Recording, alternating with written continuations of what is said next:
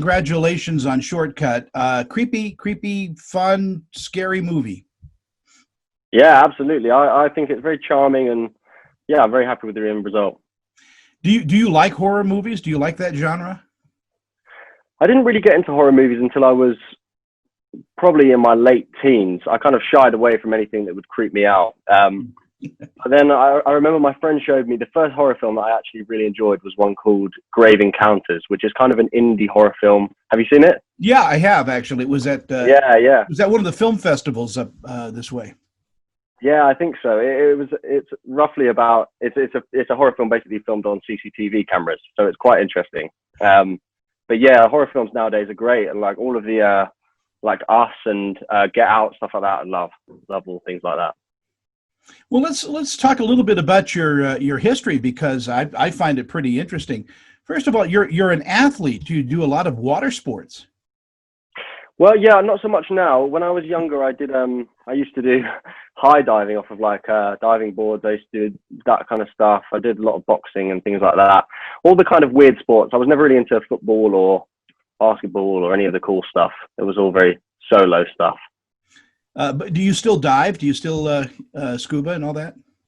No, well, a little bit. When I'm on holiday, I tend to do a bit of water skiing, but nothing serious. No, I don't think I could even do diving anymore. It's been so long.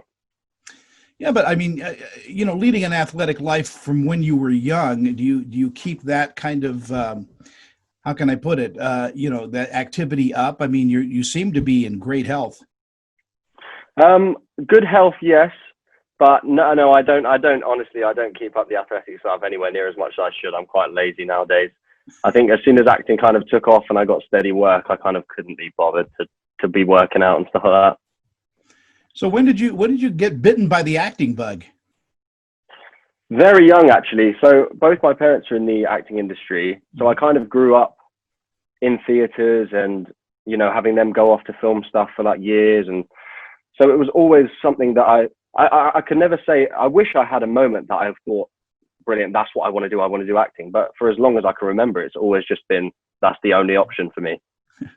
And a lot of stage work at the very beginning. At the start, yeah, a lot of shows, a lot of training at drama schools and things like that, where you could only really do theatre. But yeah, I find it very different, theatre, and weirdly, like during this whole pandemic, it's kind of made film and TV go a little bit like theatre in the sense that you have to do your own makeup, you have to, sort your own costume out, all the little things. It sounds very pretentious actually saying this stuff out loud because it's such minor details, but you just have to be on the ball a bit more than you were. Now shooting something like Shortcut is, I would think it's a bit claustrophobic. Oh, absolutely. Yeah, for most of the shoot, we were on that bus. Yeah, as you can see in the film, and we did all kind of go a little bit stir crazy. I think we were on that bus for probably 3 weeks non-stop, waking up 5 a.m., getting on the bus and staying on there till we finished. So yeah, we all kind of found ourselves finding like little things to keep us entertained, and yeah, it was very, very, very cooped up. Yeah. It's a different kind of shoot, as opposed to something where you're out and, being able to really react and use your whole body, because, here you are sitting, and so you're using basically your waist up, to create a scene, to create an ambiance. Yeah, absolutely. And there's moments where you feel like the character would try and climb over the seats, or they would try and like smash out the windows, but obviously you can't do that because it's not in the script. But so yeah, it's finding the way of making yourself look like you're trying to get out of a situation as much as you can while also staying in the situation to not ruin the film. You've been in the business for a while, but as young as you are, every set that you're on movie wise is got to be an education. Oh, absolutely. I think I learned the most on my first feature. It was number 5 of the Dragonheart series, and essentially I was playing alongside something that wasn't there for 3 months. I was best friends with a dragon, which obviously doesn't exist. You use that 8-year-old kid in you, that imagination, and it seems to work. Okay. I actually am a fan of the Dragonheart series. Oh, really? I interviewed Dennis Quaid on the first one. Oh, wow. Playing opposite Sean Connery as the dragon. So yeah. This is a delightful kind of series, but you're also in Fast and Furious. Hobbs Yeah, versus very Shaw. very briefly, very briefly. They actually cut a lot of the scenes out that I did, so it's kind of blink and you'll miss me moment. But yeah, that was a good experience as well. That was one of the first times that I'd worked on a set that was so, the budget was so big. So just seeing all the stuff that they were, what felt like they were wasting money on. But yeah, it was amazing. Tell me a little bit about your cast, because it looks like, for all the intensity of this movie and the horror aspect, you guys had some fun. Oh yeah, absolutely, we had fun. And yeah, so I was weirdly the oldest in the sort of main group of cast, the young kids. I think I was 19 when we filmed it. And then the next step down, I think, was Xander, who was 17.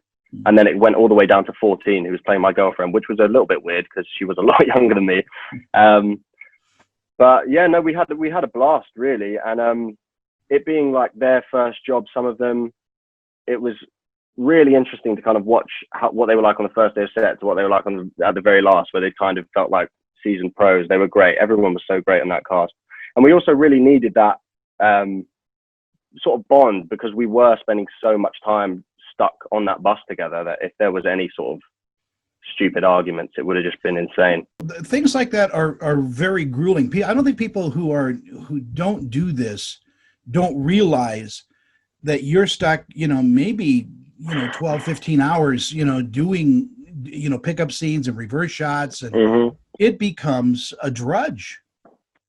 It does. And it's one of those things that is very, you can't really complain about it because you're doing what you love. You absolutely can't. But yeah, there's some days where you're sat, and they've only filmed a corner of your shoulder for an entire week, and you're thinking, this is not why I started acting. But, then they turn around and you fall in love with it again. Yeah, as long as the crafty table is good, can't yeah, well, they don't exist anymore. They don't exist anymore because of COVID. Can't have food left out. You got to bring your own now, right? Yeah, if you can be bothered. Now we could catch Shortcut on most video on demand platforms. Yes, I believe so. Hang on, I've got the details written here. I believe it is on. When does it go to Netflix? It goes to Netflix, Amazon, and iTunes on December 22nd, and it is out in theaters and drive-ins on September the 25th. This celebrity interview is sponsored by